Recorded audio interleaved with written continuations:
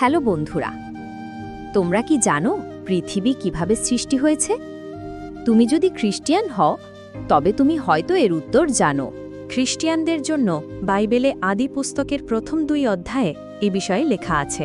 আদি পুস্তকের প্রথম অধ্যায় 2য় পদে লেখা আছে, পৃথিবী ছিল আকারবিহীন ও শূন্য এবং গভীর অন্ধকারে আচ্ছন্ন। ঈশ্বরের আত্মা জলের উপরে অবস্থান করছিল। আসলে তখন পর্যন্ত পৃথিবীই ছিল না, শুধু কিছু জিনিস শূন্যে ভাসছিল।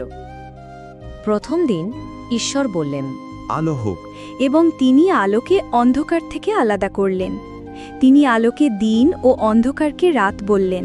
দ্বিতীয় দিনে ঈশ্বর আকাশমণ্ডল সৃষ্টি করলেন। তৃতীয় দিনে ঈশ্বর যে জল আকাশের নিচে ছিল তা একত্র করে ভূমি থেকে আলাদা করলেন। চতুর্থ দিনে ঈশ্বর সূর্য, চন্দ্র ও তারকামালা সৃষ্টি করলেন, যাতে সেগুলোর মাধ্যমে দিন, রাত, ঋতু ও বছর তৈরি হয়।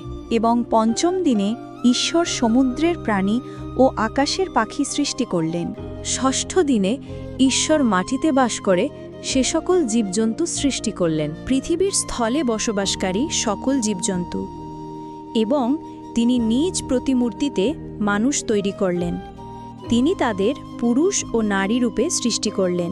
ঈশ্বর তাদের আশীর্বাদ করলেন এবং সমুদ্রের মাছ, আকাশের পাখি, গবাদি পশু, বন্য প্রাণী সহ সকল সৃষ্টির উপরে কর্তৃত্ব দিলেন। তোমরা দেখলে খ্রিস্টিয়ানরা বিশ্বাস করে যে পৃথিবী ঈশ্বর 6 দিনে সৃষ্টি করেছেন এবং সপ্তম দিনে তিনি বিশ্রাম নিয়েছেন।